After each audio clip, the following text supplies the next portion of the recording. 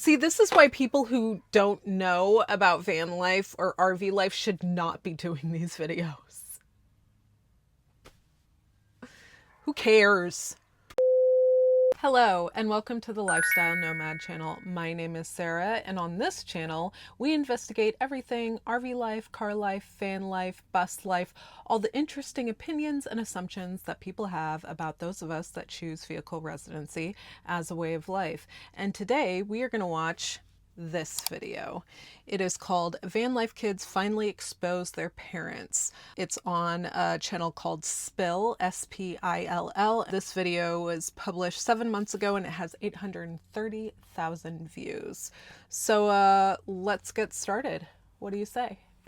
If your family forced you to live in a van, how long before you lose your mind? Probably very quickly. It's a lot living out of a 25-foot 1994 Class C RV with a husband and a cat. I can't imagine doing it with multiple children. Sleeping on floors every night? Why are they sleeping on the floor? Why are they sleeping on the floor? Why are the kids sleeping on the floor? Sounds like you haven't planned your van life, RV life, whatever, to include your kids, which, then why are you doing it? No privacy? So that video actually, van life TikTok clip that you just saw, that family is actually part-time.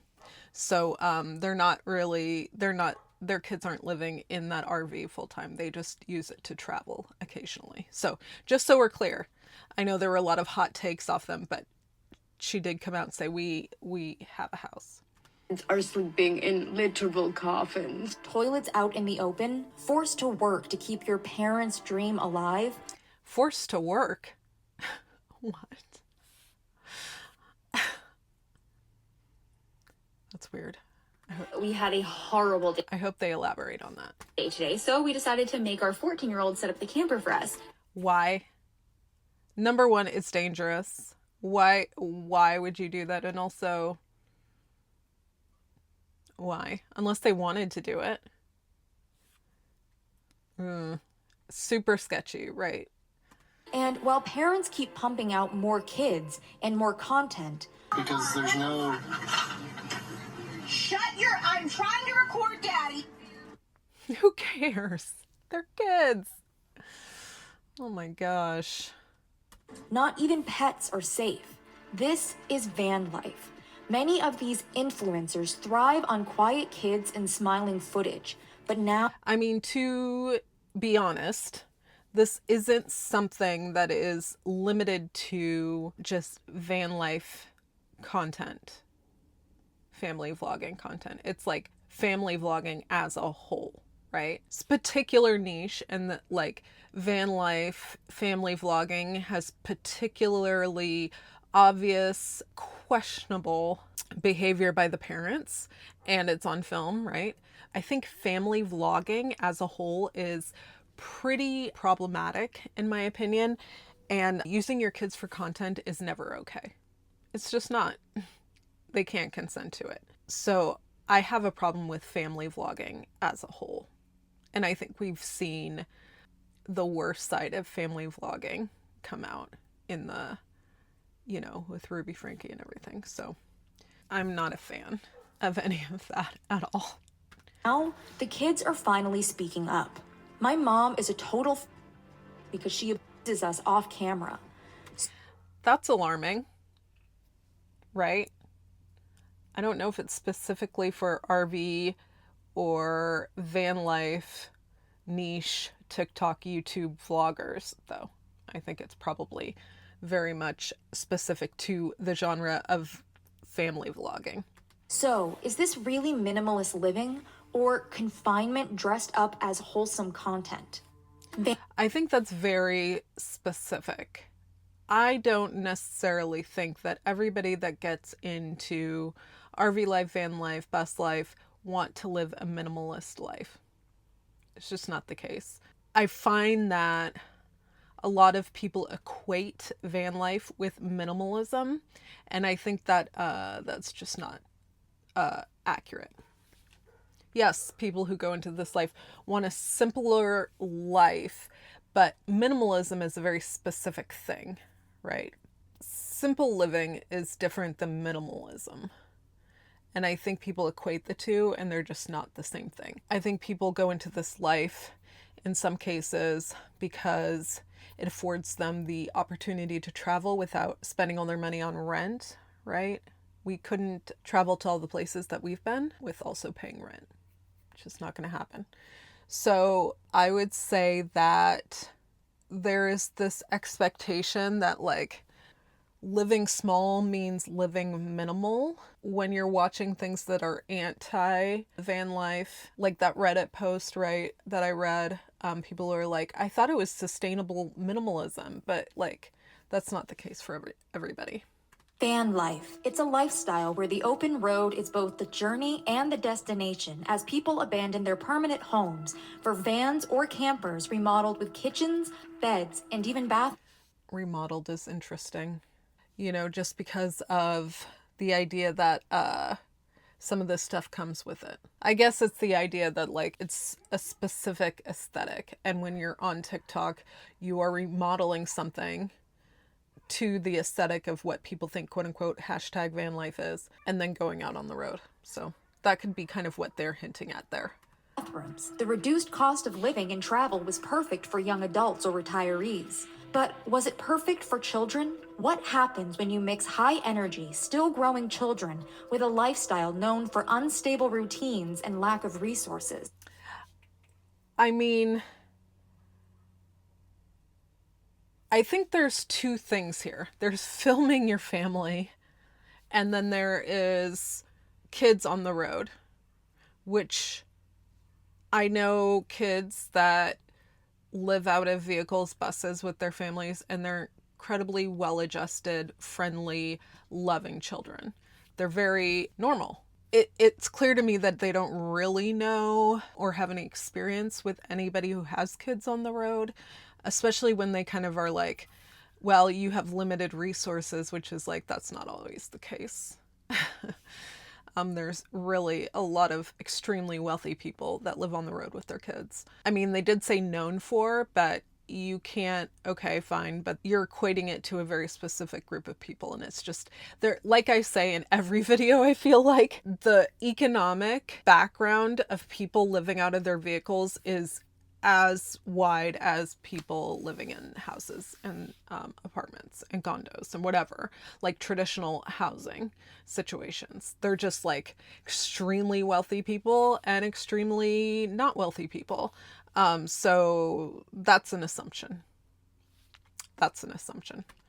Being the romanticized image of freedom and simplicity, van life reveals a troubling reality. You know, it's like, I get it,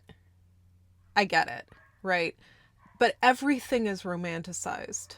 Having your first apartment is romanticized. Having your first real job is romanticized. Buying a home is romanticized. Like, there are plenty of people on social media being like, do not buy a house. It was a nightmare for me. I got my first job and now I hate my life. Right? Like, it's that meme with, what is Spencer Pratt's wife's name, where she's like basically putting in work for the rest of her life at her Outlook calendar. Like,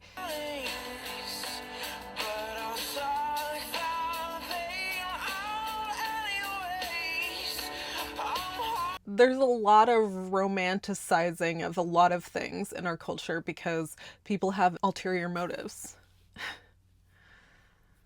I mean, I think the status quo in society as a whole has a very particular motive to keep you thinking that vehicle residency is wrong or something to be embarrassed about or shameful, because they want to keep you shackled to rent or mortgage or debt or spending all your money just to live, to maintain something you don't own. So I just would argue that there's like, you could say this about any aspect of life.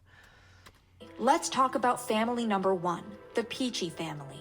Brighton Peachy, a mom of 3 and former ER worker, turned to nature after a distracted driver hit her family, leaving her 18-month-old son with injuries and herself with PTSD. So, to help with recovery, they began walking trails, where her son eventually spoke his first words since the accident. I mean, to be fair, PTSD can completely derail somebody's life. So this seems very relatable and something I've heard many times before. But we'll keep watching. The Peachy family. Bug.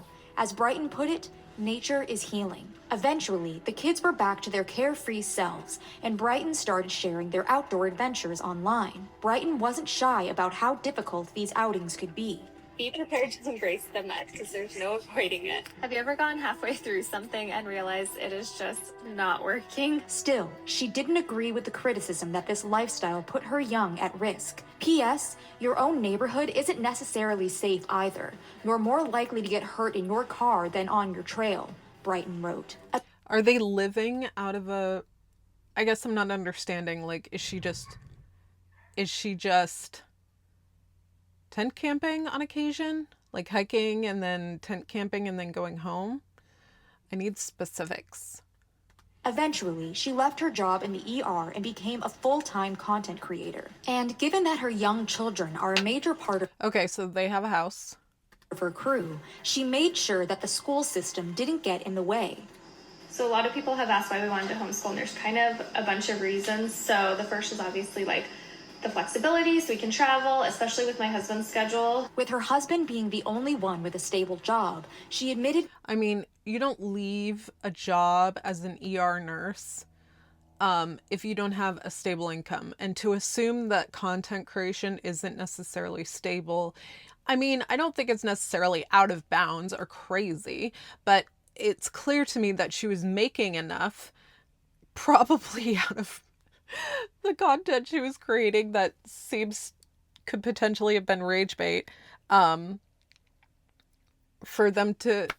for her to leave. I mean, ER nurses make a lot of freaking money. She must have been making a lot of money doing content creation.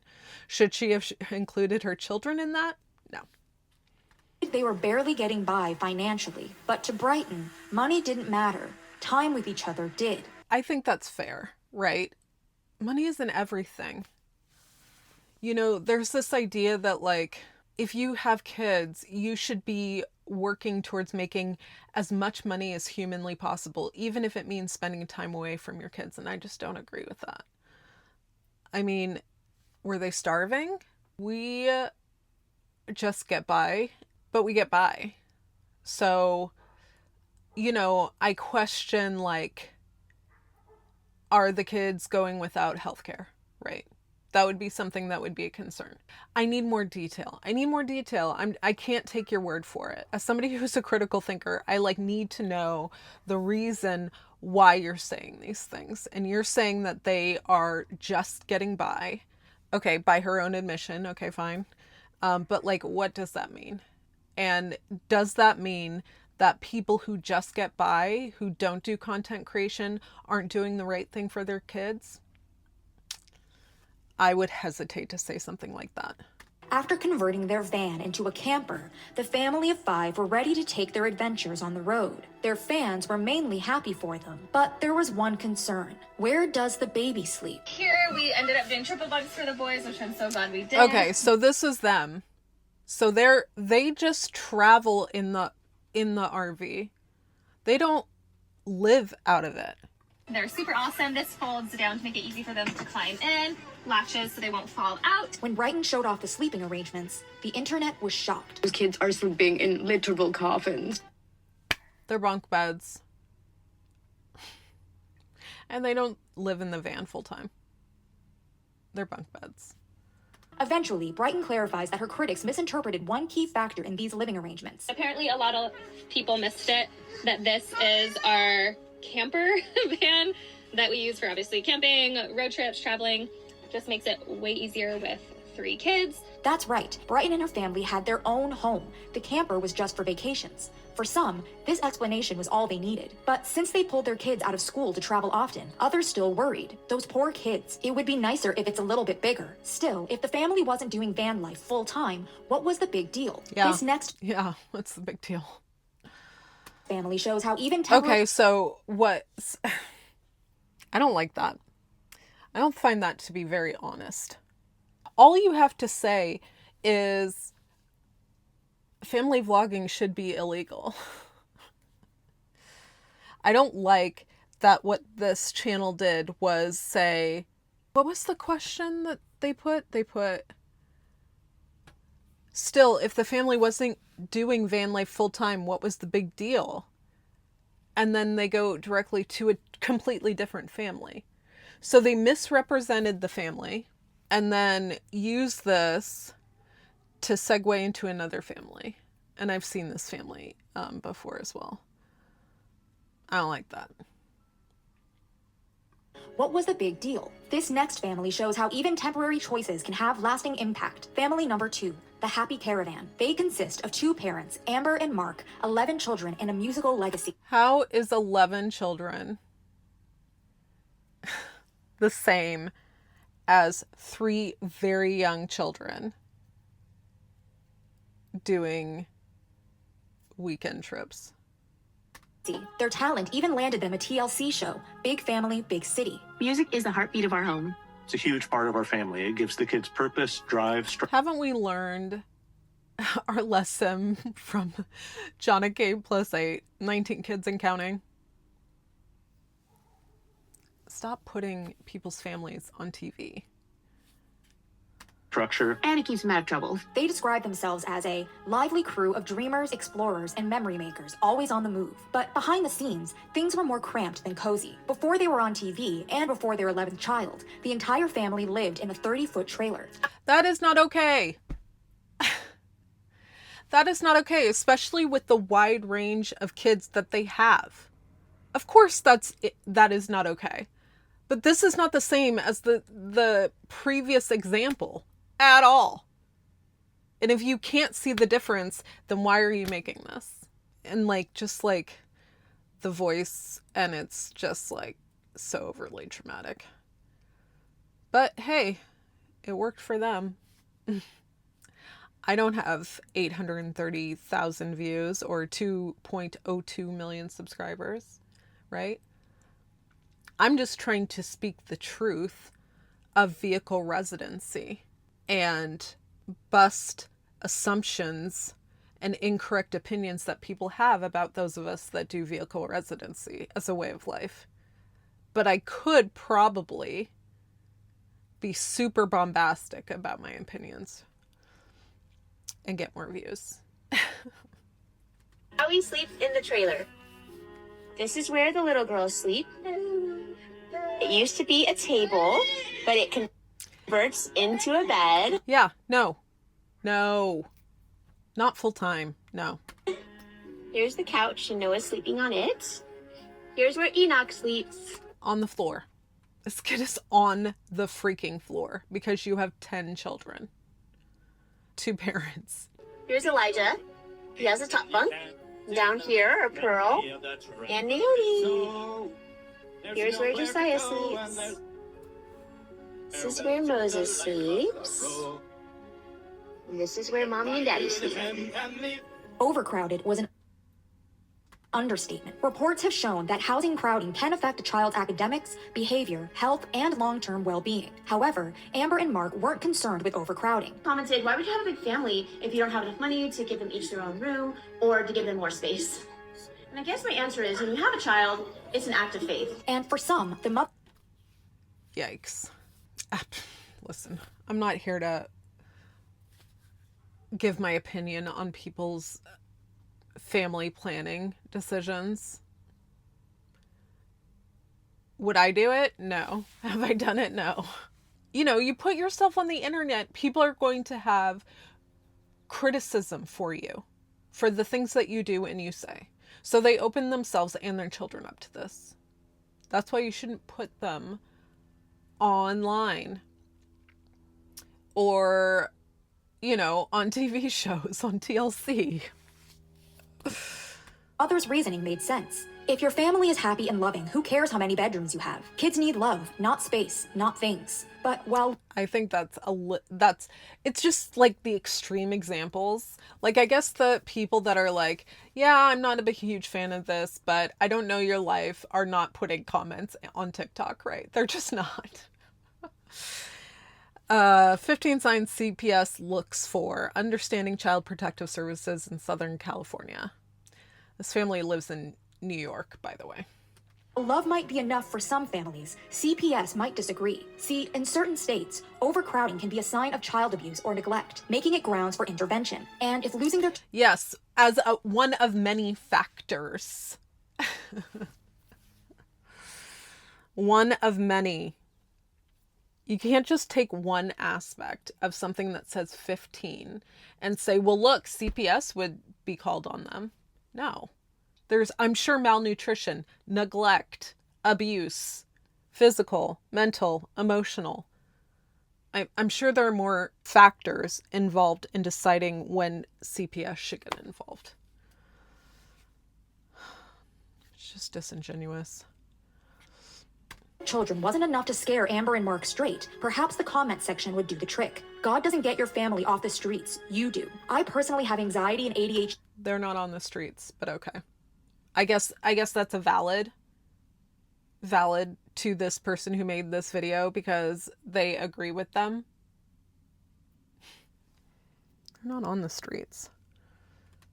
And sharing a room just with my sister was absolutely not fun. I never could decompress or ever be alone. Okay, but kids share rooms with their freaking siblings. Not everybody has 5-bedroom house. So every kid has a bedroom.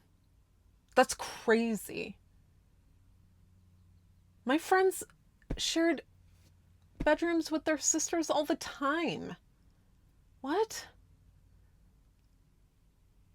I get it. This is an extreme case. And no, I don't think having 10 kids of a wide range of ages sleeping in one RV is a good idea. But like, that isn't...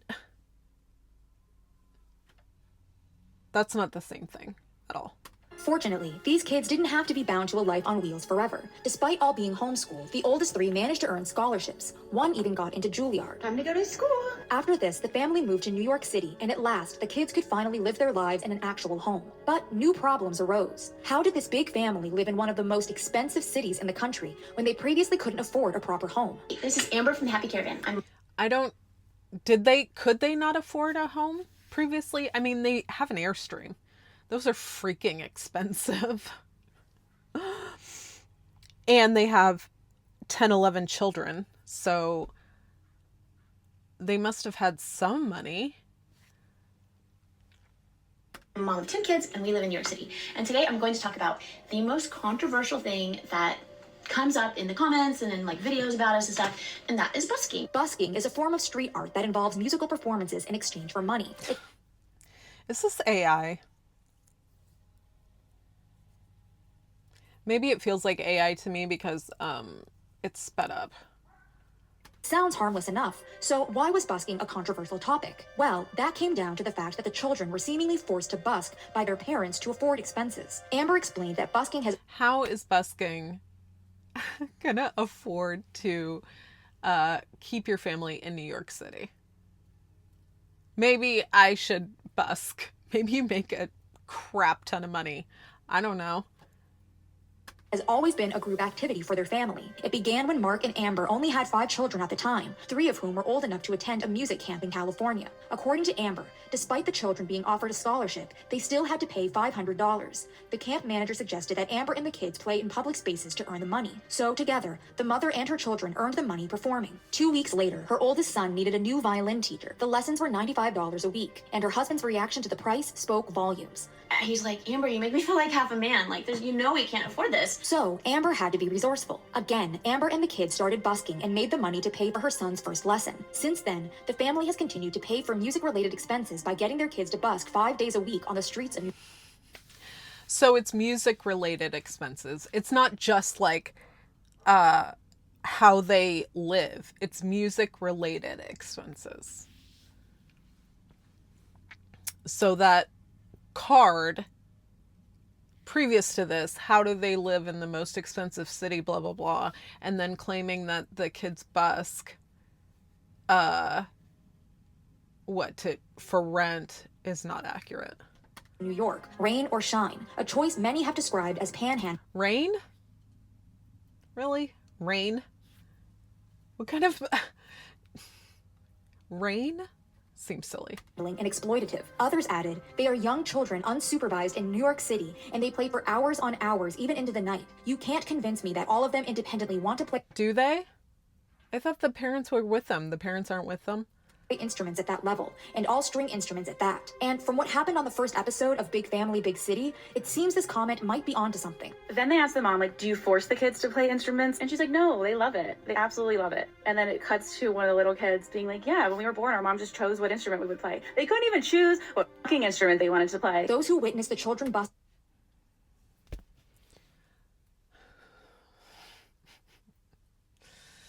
Just like a bunch of hot takes. I'm trying to remember if I got to pick my first instrument. Maybe. Violin. But then I moved on to clarinet. And then I wanted to play guitar. So, do they continue to love it? Did she start them on the path of a string instrument and then hasn't allowed them to shift out of it? That would be my question. Busking also claimed they looked miserable. I saw them a few months ago performing in Port Authority on a Sunday. Just the kids, no parents. They didn't seem to be enjoying themselves. Definitely made me sad. Saw them performing around holiday time right by... That's interesting that they skipped this. I didn't realize the oldest son and daughter are 20 and 18, question mark. They look a lot younger. They didn't read that part. Because it doesn't fit the previous narrative, which was that the kids are doing this without supervision. On a Sunday, just the kids, no parents. They didn't seem to be enjoying themselves. Definitely made me sad. Saw them performing around holiday time right by Rockefeller Center. I felt bad because it was windy and cold that day, and the poor kids were wearing tights and dresses. Dad was standing a few feet away on his phone. But with the children playing their instruments and... Okay. Can we go back here? One looked happy, the other didn't. Yes. This sounds like red flags and a problem to me. It definitely does. But you don't have to omit details to make your point. Around holiday time right by Rockefeller Center. I felt bad because it was windy and cold that day, and the poor kids were wearing tights and dresses. Dad was standing a few feet away on his phone. But with the children playing their instruments and lessons, at least Amber and Mark were able to save money to invest in a good home for their kids. Right? Wrong. See, following their daughter to New York City meant paying New York City prices, which ended up being $12,300 a month for a 2-bedroom home. But if you thought the Happy Caravan family was odd, this next family is even more peculiar. Family number 3.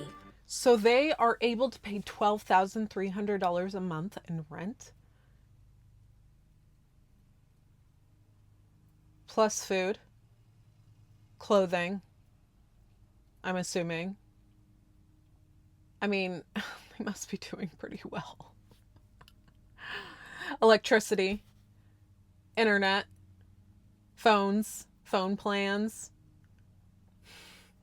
It sounds like they're doing pretty fucking good. They sound like they have a stage mom. That's what we used to call it back in the day. Stage moms. Moms that would just push you out there to get on stage and perform. Wild family life. This unconventional family consists of 3 children, divorced parents Nadine and Sasha. Oh, I've seen this too. Along with an extra passenger, the mother's boyfriend, Alex, all in one van. In 2016, So insane. This is so insane. I don't even understand,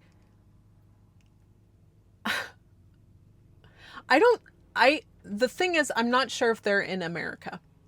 I don't think she has an accent, so I don't know if they are traveling in America or not. I don't think so. Nadine and Sasha decided to sell everything they owned to start traveling with their children, even when they were no longer husband and wife. We were street artists before. We did big bubbles for children on the street. We earned good money with that. You did? This is my question about this.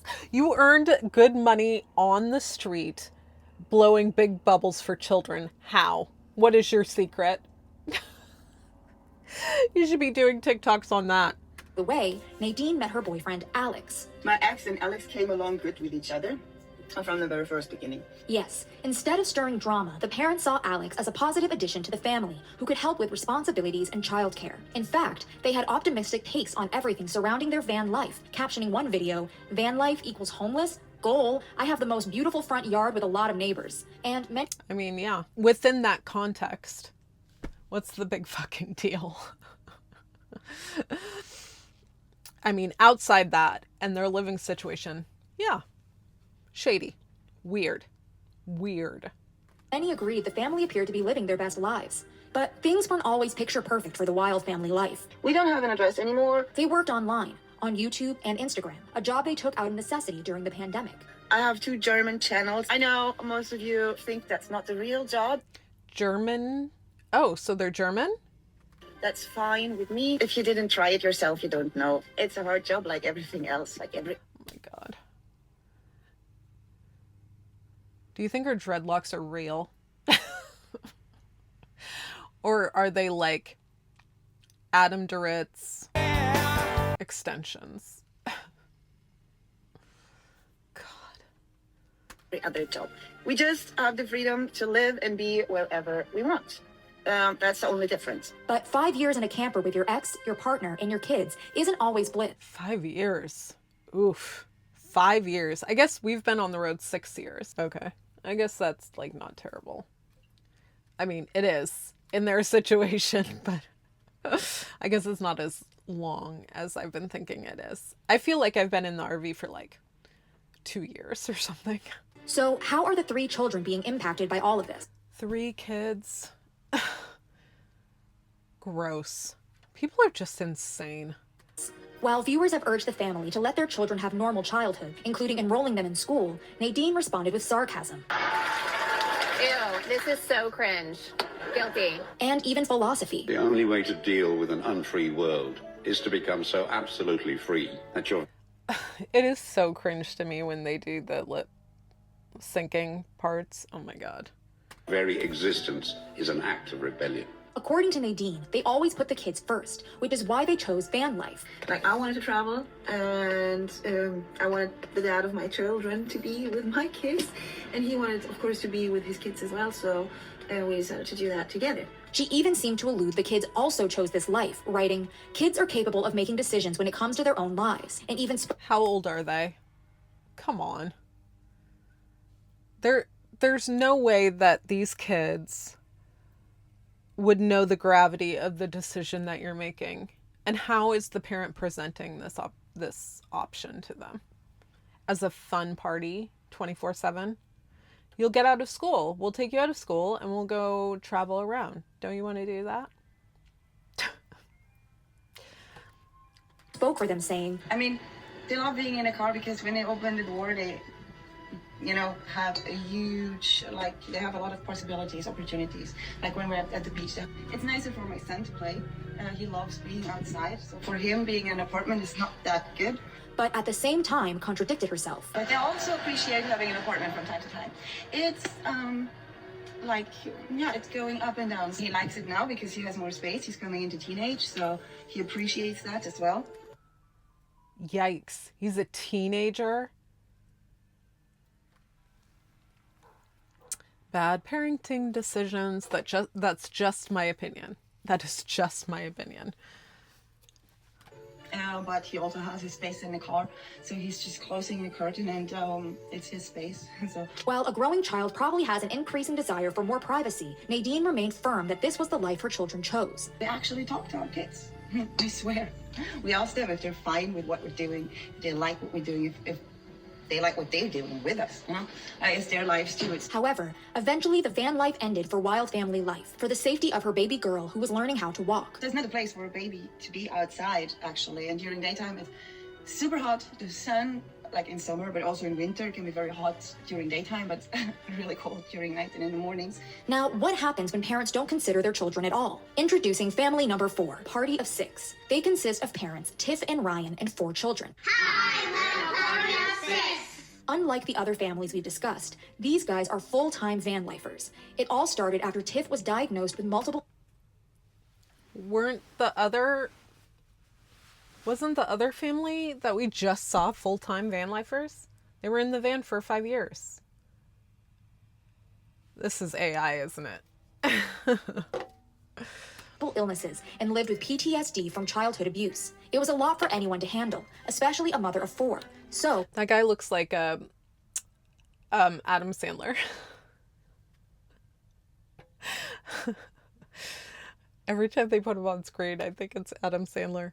They made a change. Ryan left his corporate job. They lost their insurance, forcing Tiff to treat her autoimmune diseases holistically. They sold their dream home. They pulled their Yikes.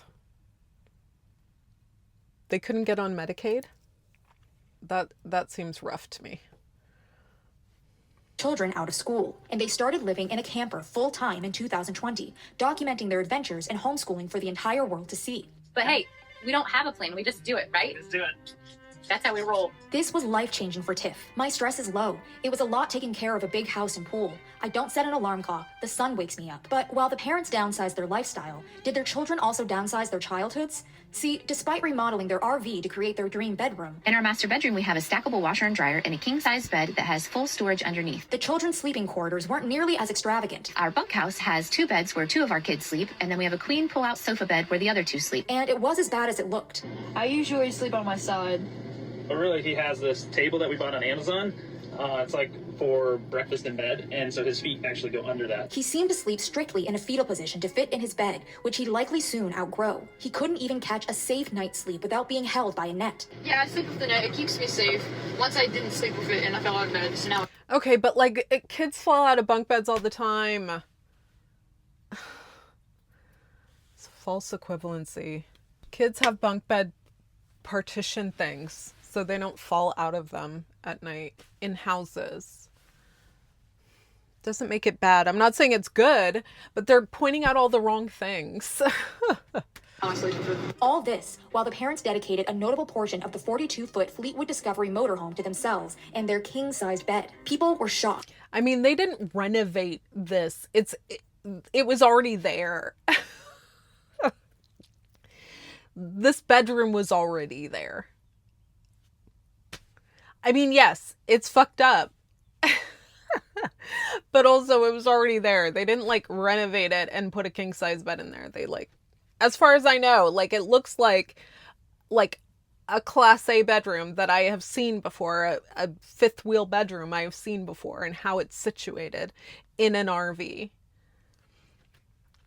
The parents once again having 2/4 of the RV. The kids sleep on a half a twin. The girls don't even have their own bed. Your kids don't have rooms. Strangers online were concerned. But what about the parents? Well, so far, they haven't acknowledged the public outcry. Instead, they focus on content that's catered to their religious beliefs, their travels, and their RV. So far, a common trait among these van life parents is their tendency to either blindly dismiss criticism, respond with mockery, or simply ignore it altogether. But what happens when the refusal to acknowledge what's wrong leads one child to their breaking point? Next is family number 5, the family of nomads. Jessica, the mother behind this van life account, once said, I'm not familiar with this family, so I'm interested to get to, you know, the real situation here, the real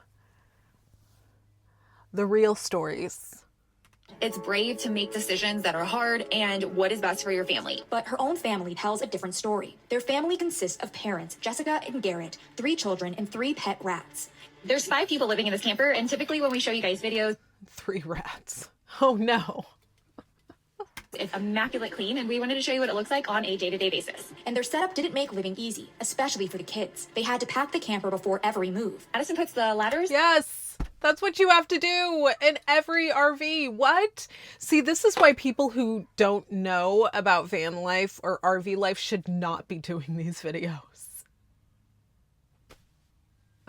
Who cares? On the bed, TJ unpacks the storage containers and lays them flat on the floor of the bunk room. Grace and Addison put everything just on the counters, onto the couch, or either into the sink so it doesn't fly around while we're driving. TJ takes out the trash. They get all their stuff that they want in the truck. Couldn't this equate to chores? And it takes like 2 seconds. In the truck, buckle up, and we are ready to go. Granted, this was their RV before they remodeled, but did the upgrades make this experience any better for the kids? In the back of the camper is where the kids sleep. Grace is 11 and sleeps on the top bunk. TJ is 9 and sleeps on the bottom. Addison is 14 and sleeps in this loft area up here. This bunk room is a major reason why we love this camper so much. That's right. For their eldest child to get a good night's sleep, they had to climb and crawl to a mattress that they couldn't even sit up on. What?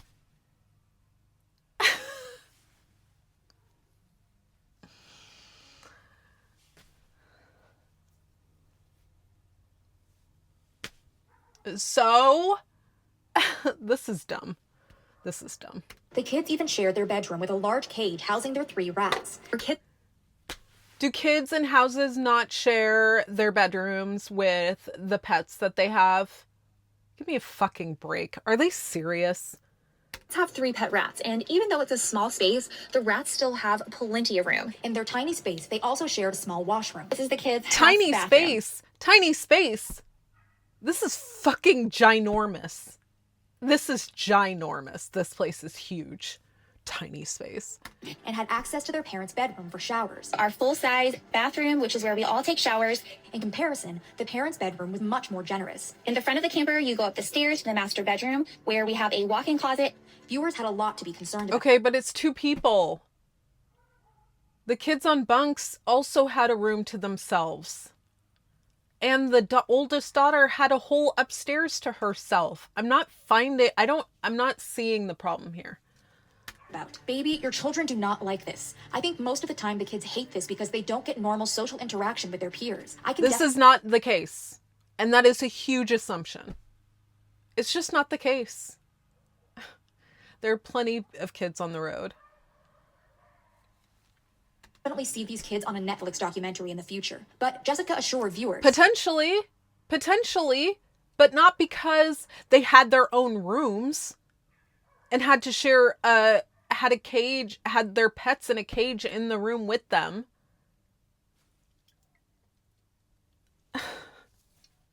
Get to the real shit. Get to the real shit. I want to know the real shit going on. This is not it.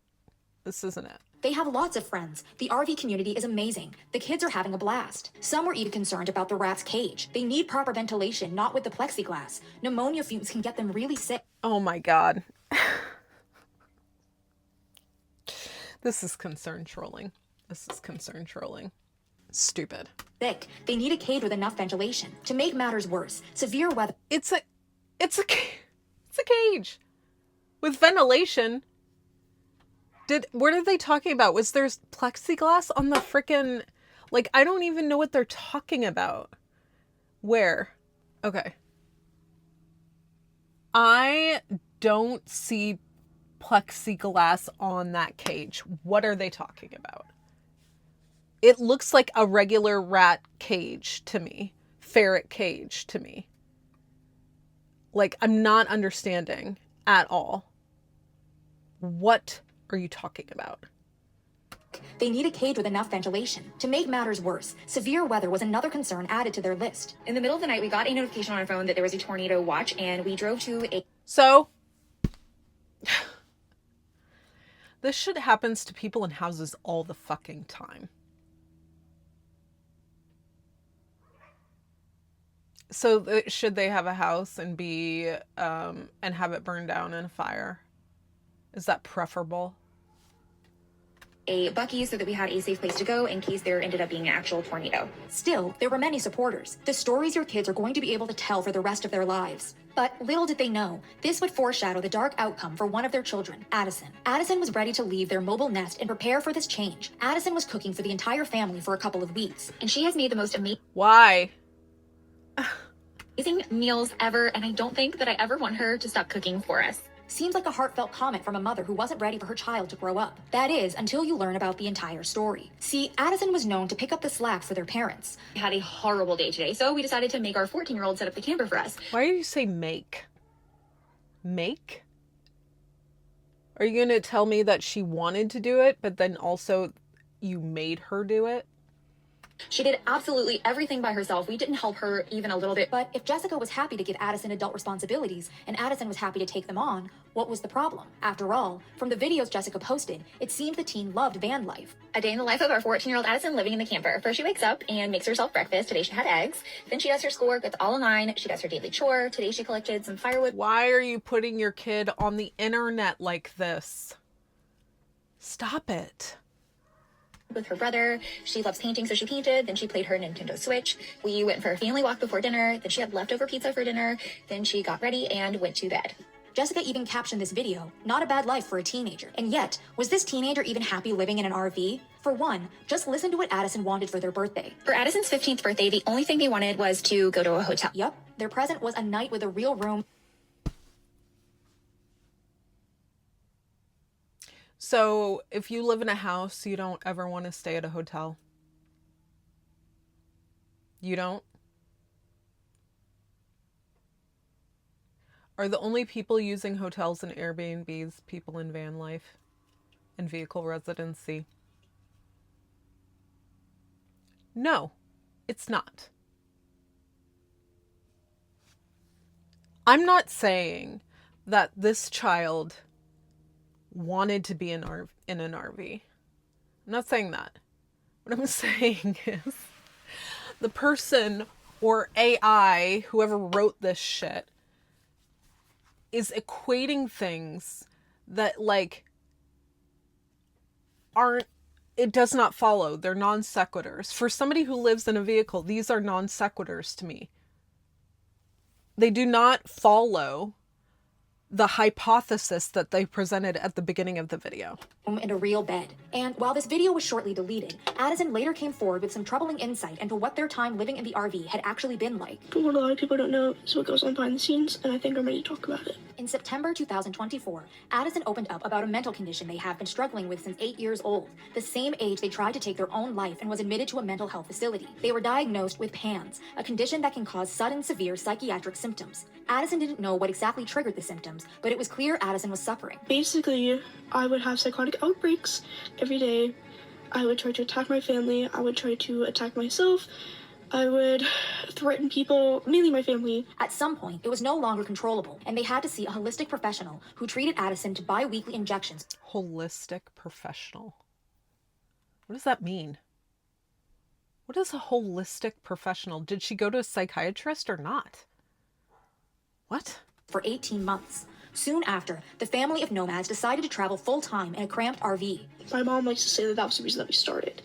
And I agree that was a great thing to do, to start maybe for like a couple days or like maybe a couple weeks, maybe just go camping, but not for 3 years. According to Addison, camping full-time from 12 to 15 years old while they continue to struggle with depression, anxiety, and autism was not a good mix. I ended up not having many friends. I ended up not being able to learn how to take care of myself. I ended up having terrible social anxiety.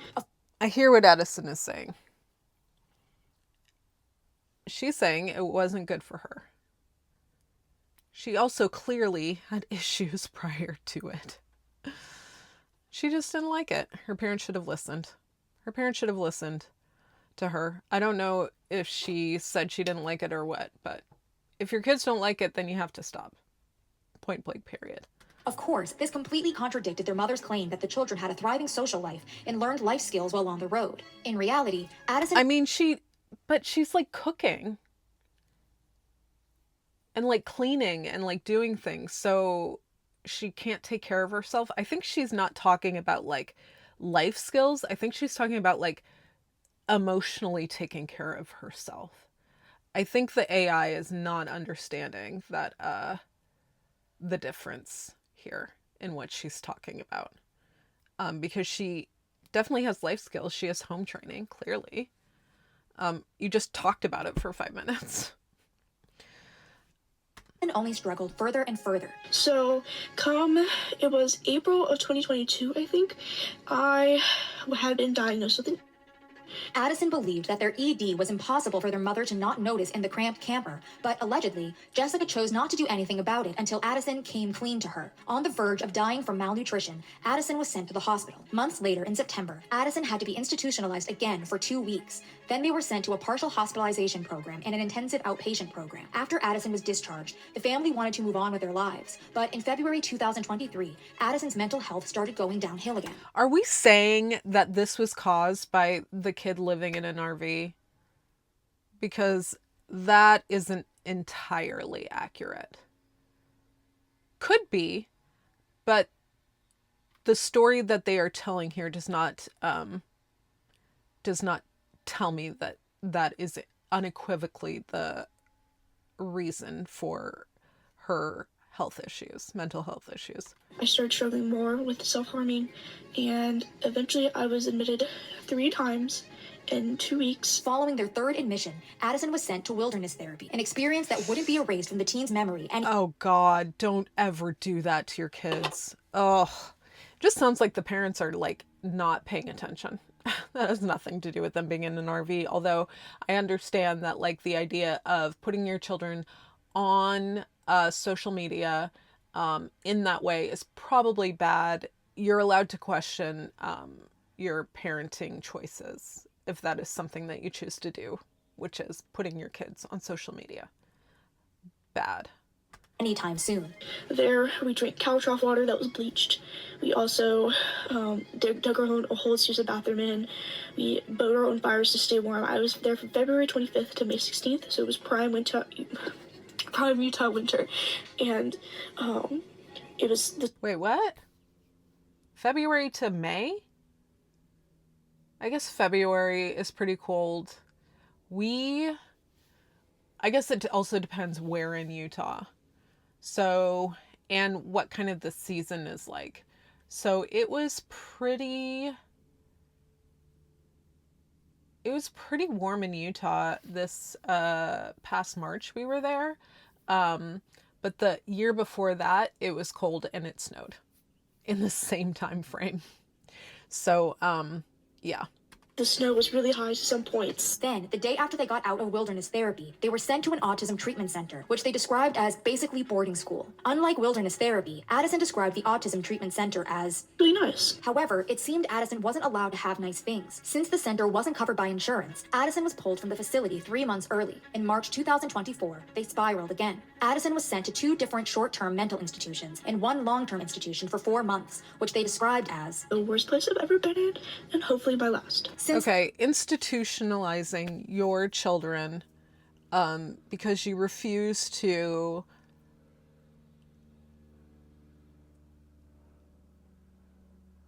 do the work hands-on to get them healthier mentally is a parent choice problem. Now, I understand they have 2 other kids, right?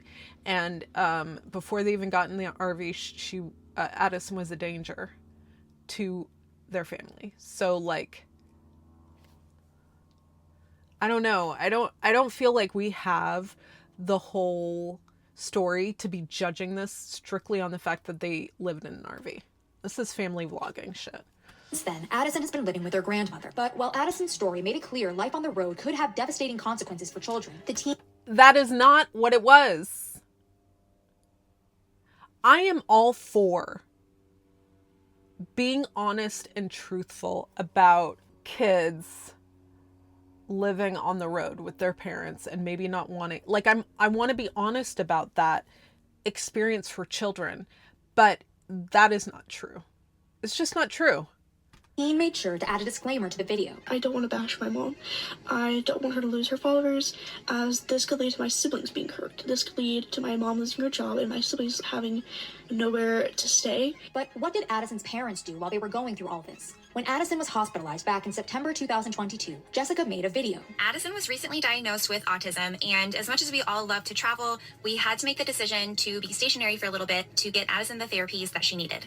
Immediately following the autism diagnosis, Addison, Grace, and I flew to Florida, which is where we will be stationary for about 6 to 12 months. Jessica made no mention of an ED in this video. However, that could be to protect... It's none of your fucking business. It's none of your fucking business. Nobody online is required to give you a rundown of their children's healthcare issues. Give me a fucking break. Protect Addison's privacy. After all, it seemed like Jessica was putting her daughter first, until she said this. Honestly, it has really sucked being stationary for the past 6 months in Florida. I am so over this and ready to start traveling again. After 2 years of traveling prior to this, I just am ready to leave. The mother sounded almost... Okay. If anybody knows anybody that travels full time and likes it, you get that feeling a lot. When we were camp hosting for 5 months, I fucking hated it. The camp hosting job, but also staying put for 5 months. It sucked. Maybe it wasn't a good choice of words by the mom, considering why they were there and that she shared why they were there. But she was being honest. She didn't want to be in one place, in stationary. I mean, I get it. Annoyed. Was it possible she resented her daughter for forcing them to take this prolonged pit stop? From her wording alone, specifically, it has really sucked being stationary. Yeah. Felt more like she was irritated that she couldn't travel. One user commented, "Imagine how your kids feel," to which Jessica replied, "The kids love the lifestyle and they too are ready to get moving again." Of course, this wasn't the full truth. It was following this post that something changed. The kids wanted to make hot chocolate for the holidays, and I got all of the ingredients at the store, but forgot to get milk. This was uploaded in December 2022, just a few months after Addison's treatment for their ED and a few months before their next struggle. This would be the last time the teen was seen on her mother's TikTok page, at least according to the videos that remain. See, internet users noticed that posts were deleted from Jessica's TikTok and Instagram. Allegedly, Jessica revealed further details regarding Addison's ED and the treatments in these deleted posts, including videos and pictures of their recovery. It's also been alleged that the... Okay, they should do that. They should delete those things off the internet. This poor child should not have to be going through those struggles publicly. They did not pick that for themselves. I'm sure they would prefer not to. She should do that. Mother downplayed her daughter's ED, basically saying that she didn't care that her daughter was developing it. One Reddit user even claimed, "Mom goes ahead and spreads false narratives on EDs and starts to make a buck on her daughter's mental health struggles." This comment can be backed up with screenshots of the Family of Nomads Instagram stories. In partnership with Dove for the online safety of children, Jessica used Addison as a poster child for EDs, captioning the post, "Our family has personally been..." That's fucked up. She's a stage mom. She should not be doing that. She should not be using her kids for content to make money. It's fucked up. This has nothing to do with kids living on the road. Been affected by ED triggered by viewing social media, and it's important to understand more about how we can raise awareness and be... Also, the friend thing. It can be hard to make friends if you're not in places where other kids are. And also, your parents have to prioritize those opportunities for you. Like, they should be going to school, what, to get shot? Like, I know why parents homeschool their kids now. Don't act stupid about the state of the world. I'd much rather have my kid alive and not be going to school.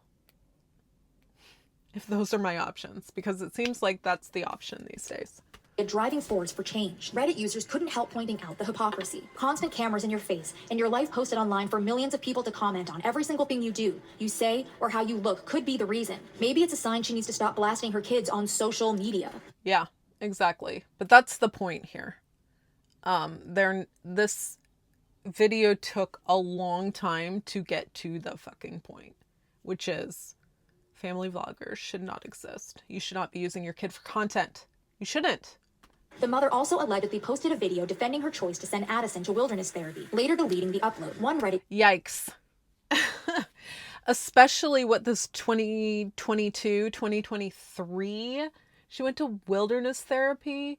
We all know about wilderness therapy growing up. We should know better.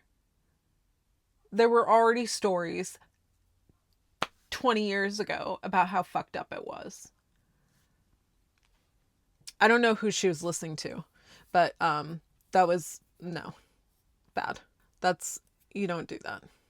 User commented, "My heart breaks for Addison, and it's such a shame that her family is not only filming her while she's sick, but refusing to take responsibility for her condition." Another user claimed that Jessica posted the amount of calories Addison ate during their ED, only adding a trigger warning after she received backlash.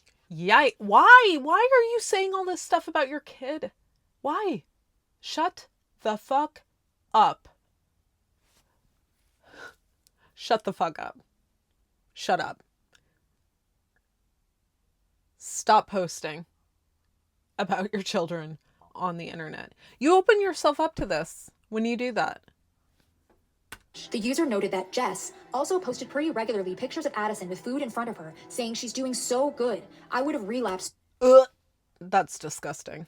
Stop posting photos of her. So quick. It appears that Jess thinks EDs can be cured within 2 months. But was deleting these controversial posts Jessica's way of admitting she was wrong, or an attempt at a fresh start? See, after 2022, Addison was no longer a part of the family's social media posts. In fact, it was only in an upload in January 2024 that the mother acknowledged her oldest daughter's existence. Tomorrow's my oldest daughter. Okay, but like, maybe Addison just didn't want to be a part of the social media anymore. Is that an option, or we're just across the board demonizing the mom? And I think the mom has a right to be demonized. Don't get me wrong. I think the parents made poor decisions putting their kids on the internet to be fodder and to be content. I think it's poor decision making. I also feel like you need to be honest in your assessment and evaluation of these things. This is not honest. Her 16th birthday, so I'm taking her brother and sister shopping for some decorations. And people noticed. They act like she doesn't exist, and that's weird. But change was on the horizon as the family entered their most unexpected chapter yet. Guys, I'm in your home, Jessica. Got the key. Oh my God! It's unlocked. We live here. This is our front porch. We live here. That's right. After living in an RV for 3 years, the family was moving into an actual house. But that wasn't the only change they were facing. Okay, so most of you guys have figured it out by now, but yes, I am going through a divorce. That was actually the #1 reason why we stopped traveling after 3 years of living in an RV and being on the road. Turns out, it didn't take a struggling child to make these parents reconsider van life, but a divorce. There was one other reason for Whatever. I'll let it go. It's fine. All of these changes. I'm 37 years old and in a relationship with a woman. It's really fucking hard to be with somebody in close quarters that you love. It's very, very difficult. So it ending up in a divorce does not surprise me in the slightest. Woman for the first time ever in my life after 2 failed marriages with men. Yes. Okay, good for her. I'm bi too, it happens, but I feel like you just have to be open to all the possibilities, right? Jessica had come to the realization that she was queer, but despite the new relationship and the new house, one thing remained the same. Jessica continued creating content involving her children. For now, Addison remains the only child who has escaped this lifestyle, but not without scars. Of course, with van life, things could always be worse. These next parents will leave you asking, when does unconventional become unacceptable? Family number 6, Red, White, and Bethune. Jen and Kyle were once a typical Florida family with 2 sons, Ethan and Ben. But everything changed after a tragic car accident on the way to Ethan's 7th birthday at Disney World. Ethan didn't survive. Have you watched any of my other videos? I hope you have. But I did talk about the idea that my friend told me that she was told when she started on the road that you meet a lot of broken people out here. I mean, this is very much kind of proving that thesis, right? A lot of people choosing vehicle residency after traumatic things have happened to them. This took a toll on the couple. Kyle suffered depression and Jen struggled with PTSD. Still, they kept trying to push through. In over 5 years, they moved towns, started a pet grooming business, and added 2 more children, Molly and Eli, and 4 dogs to their family. In 2019, they started sharing their story online as Red, White, and Bethune. But something still felt missing. So in 2019, after a summer road trip, they sold their dream home, converted a 1983 Silver Eagle bus, and by winter, hit the road with their family. The pandemic forced this initial trip to be a trial run, but by August 2020, they became full-time van life parents. But what was that shot?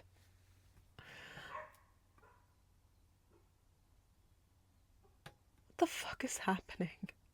What is happening? Parents. But would life with 2 adults, 3 kids, and 4 dogs in a bus turn out to be a dream or a nightmare? Can somebody, Molly, can you undo the light? Wait. She called me Ben, stupid. Why did you just throw that? Needless to say, there isn't a lot of space. Still, they made use of what they had, even if that meant the dogs slept in cages. And the race is on. Don't dogs sleep in cages and homes sometimes? Woo! Theodore won today. I'm not saying that I think 2 adults, 3 kids, and 4 dogs should be in a bus. What I'm saying is, this commentary is trash. And the children slept in narrow bunks. Of this area because the kids got to pick out their own She fashionable looks so different than what I know her to look like. wallpaper. So Ben got to pick his out, and Molly picked out flowers, and then Eli wanted stars. This bus, however, wasn't solely to blame.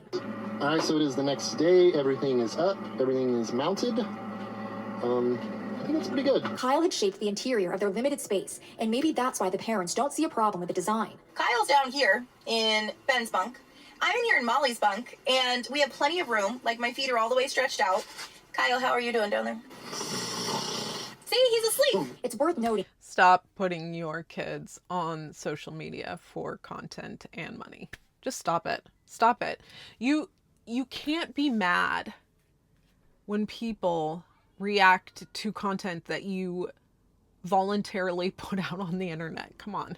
That. Despite Jen claiming her legs are stretched, the curtain blocks this view. Meanwhile, Kyle's legs are fully bent to fit in the bed. Still, if the parents say that they're comfortable in their children's bed bunks, then their own bed must feel like heaven. So it takes Kyle a little while to get ready and up. That's right. Despite the limited room on the bus, the parents managed to squeeze in a full room with a queen-size bed for themselves. Space, however, wasn't the only problem on the bus. We are together. Getting back together. From the bathroom to the children's beds and all the way to the parents' room, sheets were the only form of privacy provided. You're in a bus. Do you know how big buses are? You have so much room to play with when you're constructing on a big, huge bus like that. Put in a fucking door. Stop this nonsense. Why?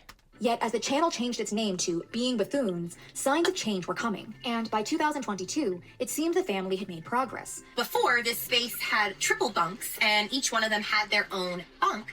But we decided it was really important for them, as they're growing, to have a bigger space. So let's go check out their bunks. The kids finally had beds they could sit up in, with adequate storage space. Still, the family hadn't traded the curtains for doors, even in the bathroom, and the dogs stayed where they were, locked away. And while the changes might have made the I'm calling bullshit. children's area less claustrophobic, it turns out this wasn't the biggest issue on the Being Buffoons bus. My life is a dumpster fire. The bunks, I think they were made more for adults because there's no... I'm trying to record Daddy. Moments like this had viewers questioning, were Jen and Kyle parents before content creators, or the other way around? After all, if this was a clip the parents felt fine posting online, what was happening when the cameras were off? Some even believed Jen and Kyle's thirst for online fame went beyond allegedly mistreating their children into disrespecting the dead for content. See, back in 2021, traveling bloggers... this is interesting. This is what got them all their subscribers. Gabby Petito and her fiancé, Brian Laundrie, had a van life journey of their own until Gabby went missing in August 2021. Around that time, the Buffoons passed by a white van that was similar to Gabby's. But here it is on the left. So. And I slowed it down so you can possibly see it a little bit better. The footage ended up leading authorities to Gabby's remains, which would implicate her boyfriend, Brian Laundrie, in her murder before he evaded justice by taking his own life. Naturally, this became their most watched video with 2.7 million views. They were even been asked to be a part of the case's Netflix documentary and hosted a live stream to talk about it. Since then... No, they shouldn't have done that. Why are you talking about it that much? Not everything is content. They produced up to 8 videos dedicated to mentioning the case. 8 videos? And now you're wondering why nobody is watching your channel? And that's what left a poor taste in people's mouths, accusing them of capitalizing on the case. Why would your first thought be to instantly upload it to YouTube versus handing it over to authorities first? I really agree. They saw this as a publicity stunt. I couldn't believe they plugged their channel in the documentary. Yet, despite the backlash the Buffoons and other van life parents receive online, it's a small price to pay for the freedom to be wherever they want, whenever they want. But when does freedom blind you to your children's needs? Family number 7, the Wild Thornbaileys. We live full-time in an RV because it gives us freedom. When we lived in a house and we did the 9 to 5 and we did all of the normal things, the busy life, we had absolutely no freedom. This family consists of parents Josh and Cassie and 4 children. They hit the road in 2018 after almost losing their son to type 1 diabetes and celiac disease. Trauma. Trauma. Again. The uncertainty of the child's health made the parents regret the things they didn't get to see or do with their boy. If that wasn't bad enough, after their son's hospital discharge, Josh was replaced at his job. This had the couple realize that while they were working so hard to grow their careers, they missed out on what matters most. So we did what any sane person would do, sold everything we had, including our home, and moved into an RV. But while Cassie described van life as an upgrade from living in a constant state of high stress and cortisol, was the transition as stress-free for her children? Well, these parents might be sleeping soundly in their onboard suite. In our master bedroom, we have a queen bed and even storage space underneath it. Meanwhile, their 4 children were shoved into one room. Come tour the kids' bunk room with me. There are 4 beds, so each of them have their own that they have decorated. They also have a bin full of their own toys, so it feels more like... Why does everybody have like 9 children?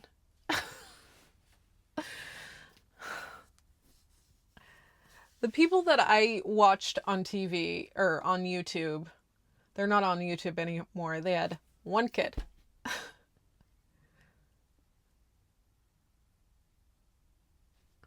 like their own space. Even after the RV was upgraded, bed sizes remained unchanged. So we have Ellie's bed, Clara's bed. At least for the children. This is our bed. Also, I have to say that like the idea, right, is that that people don't get when they don't know vehicle residency and don't know this life. The idea is that you're not spending all your time in the rig. You're supposed to be outside your rig as much as possible, doing activities and things like that. You're not just sitting in your bedroom like you would if you were in a house. It's a smaller space. You want to be outside. So I think that's what's missing here, is that nuance.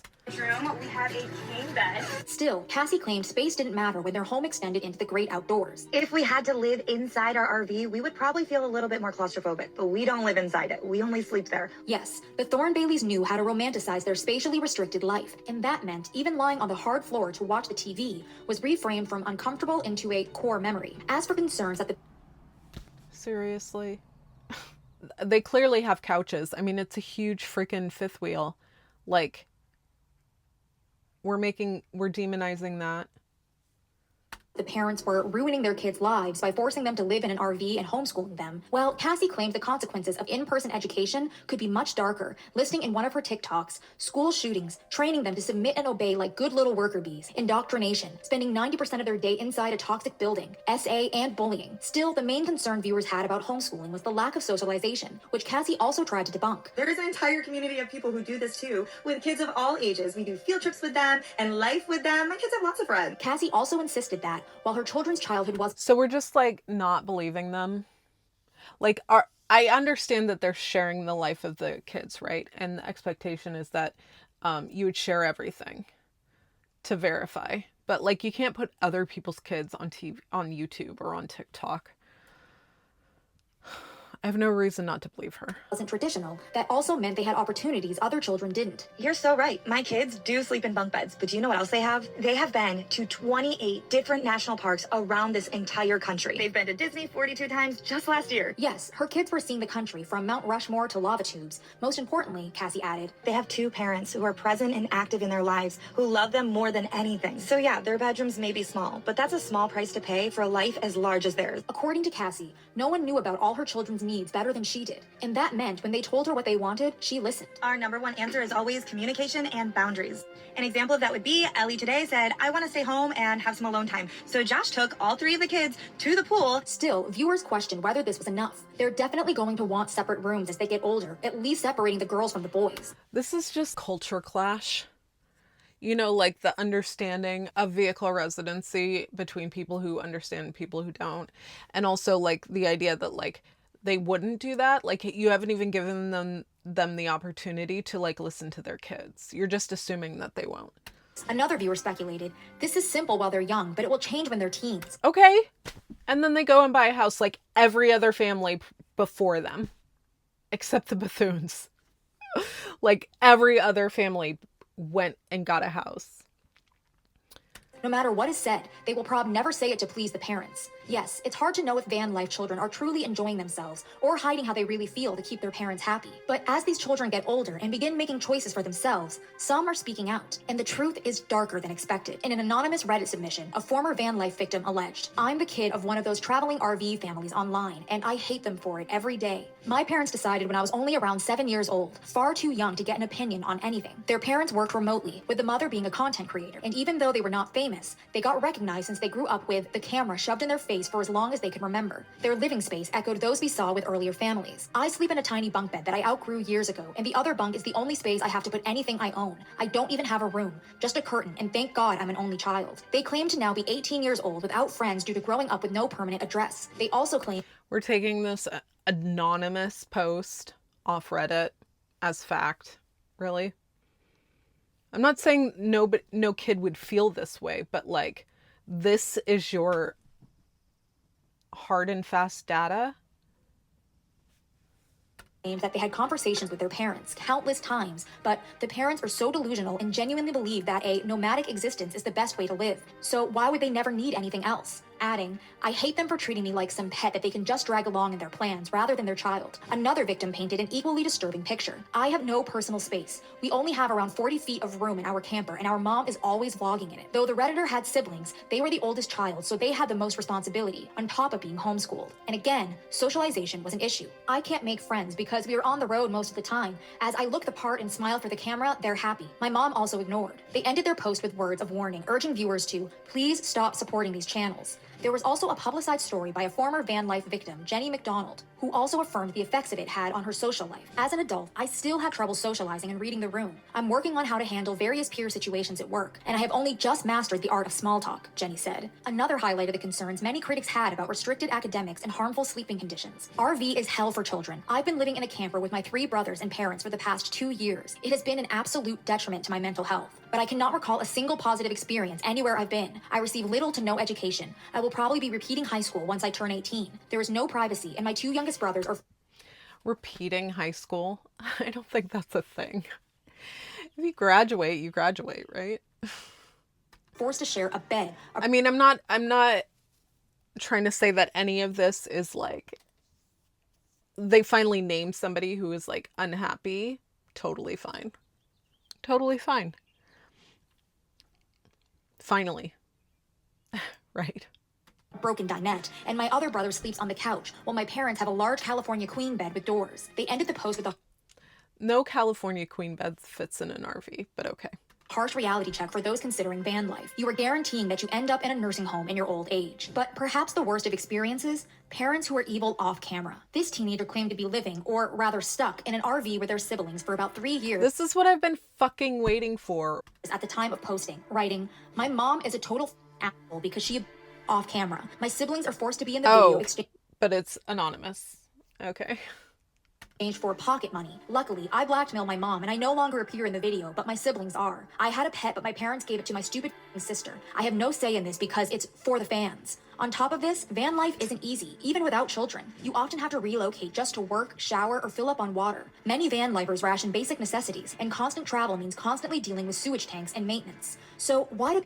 What? There's so much in that. It's so hard. Okay, let's go back because that's insane. Okay. "Even without children, you often have to relocate just to work, shower, or fill up on water." Yes, that's the idea. No, but I would hope nobody gets into vehicle residency van life and does not understand that concept. What? Like water lasts forever? We have a 30-gallon water tank we have to move every week. What? Many van lifers ration basic necessities, and constant travel means constantly dealing with sewage tanks and maintenance.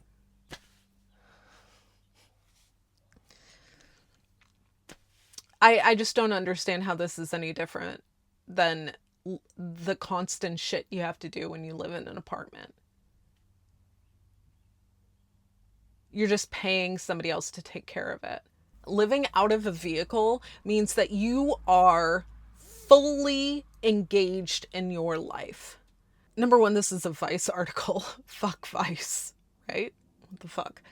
You are fully engaged in your life. You have to deal with your trash. and finding a place to dump it and filling up with water and knowing how much resources you have on a regular basis. You are fully engaged in your life.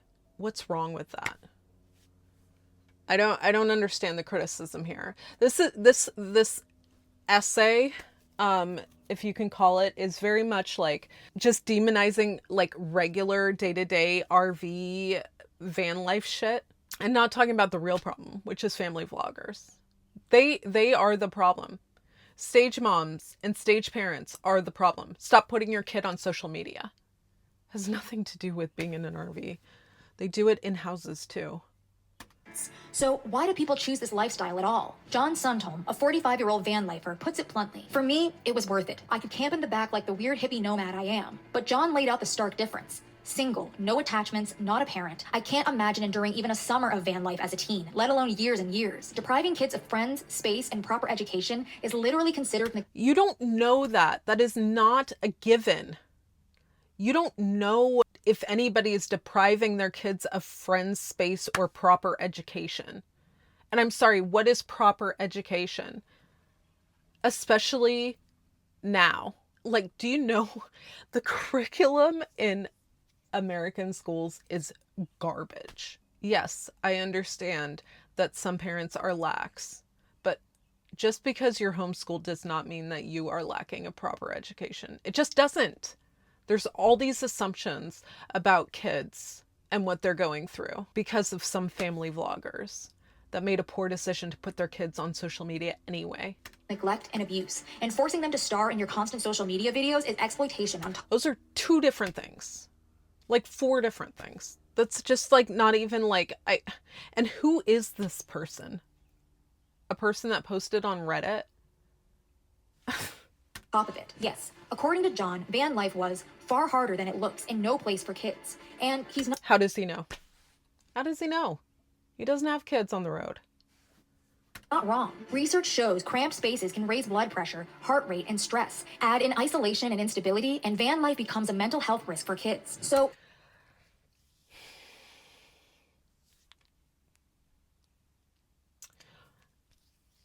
Was that a study about kids? Van life and mental health. Experts say isolation and struggles can come with the idyllic photos of free lifestyle. This has nothing to do with children. And also, sure, van life isn't for everybody. I guess the idea is that, like, they don't get to choose. Okay, fine. But their parents should listen to them. If they don't want to do it, they don't do it anymore. That has more to do with the parents than the lifestyle. Add in isolation and instability, and van life becomes a mental health risk for kids. So is van life inherently bad for kids? Not always. Some families make it work with the right resources. This is their new setup. They each get their own queen-size bed now. Yes, our 2 boys share a room, but they have plenty of space. But when parents chase personal freedom at the expense of stability, privacy, academics, and community... They're not. They're chasing money. There is a difference. The cost might just be their children's childhood. Consider liking, commenting, and subscribing. No thanks. Let's look at the comments. I don't trust any parent or adult shoving a camera in a child's face for content. Of course. The consistency of a gigantic bed for the adults while the kids get a bookshelf just screams who they think is more important. First story, she has PTSD from a car accident and decides to live in a motorized vehicle. Well, you can't predict PTSD and how people behave. Letting your kids sleep on the floor while the parents could fit literally 4 people in their bed is diabolical. Yes.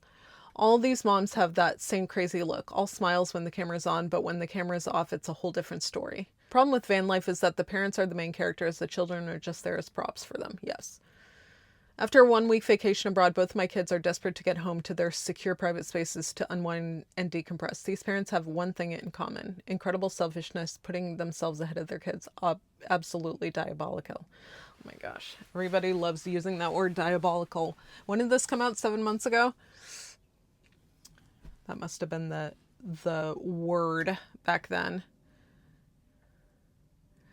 If family channels stopped being monetized, they most likely wouldn't exist. We need to make this happen. Yes, absolutely. Absolutely.